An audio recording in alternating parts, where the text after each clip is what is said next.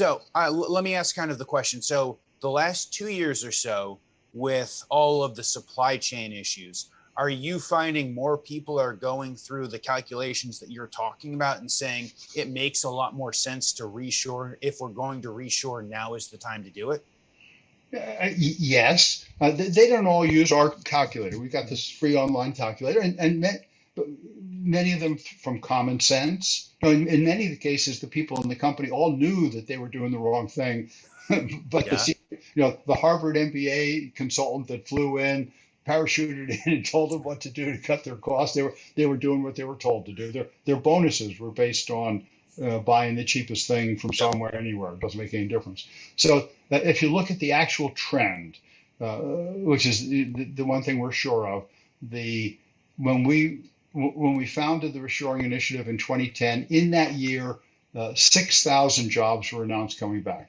So Okay. 6,000 in 2010, peaked in 2017 with the tax and regulatory cuts. Mm-hmm. ROI went up, one being here, came down due to the trade war, business uncertainty, picked up in 2020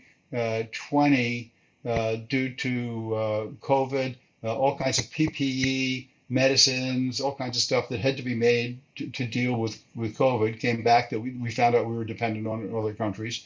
And then in 2021, the country got going and started to invest in the chip foundries and the rare earth minerals and EV battery, all these things that we were dependent on other people for. And so in 2021, we got 260,000 manufacturing jobs coming back announced in that year. So up from 6,000 to 260,000. Wow. And the rate this year looks like 400,000 Wow. announced coming back. So it's just been a steady, it's basically steady like this. And we say that if you look at what's changed now from 3 or 4 years ago, well, freight costs are 3 or 4 times as high.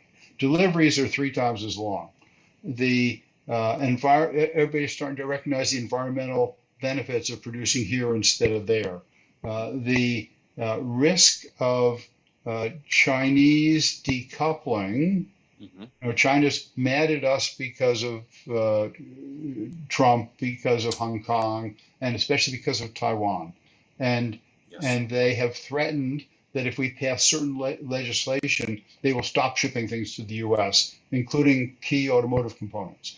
So I get companies call me all the time, and I can tell, and some will admit that that's the major reason. Their companies are afraid that everything they're getting from China could get cut off, and they're starting to do the math to figure out what they can do to bring back. And we say, at the least, bring back the 20 or 30% that you'll be more profitable bringing back, and get in here ahead of the surge. Because if China actually did that, if they cut everything off, there's going to be 20,000 companies out there looking for castings and machine parts and everything else, and you're just going to be one of them, and you're out of luck.